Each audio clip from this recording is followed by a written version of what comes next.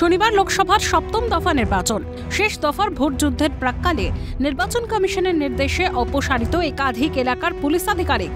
কমিশনের নির্দেশে সরিয়ে দেওয়া হলো সুন্দরবনের এসপি কোটেশ্বর রাওকে, অপসারিত মিনাখার এসডিপিও আমিনুল ইসলাম খান।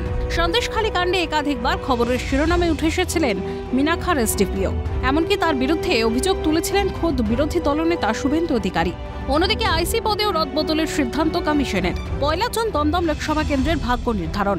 তার ঠিক আগেই কমিশনের সিদ্ধান্ত মোতাবেক বদলি করা হলো দমদম লোকসভা কেন্দ্রের অন্তর্গত রহরা থানার আইসি দেবাশিস সরকারকেও।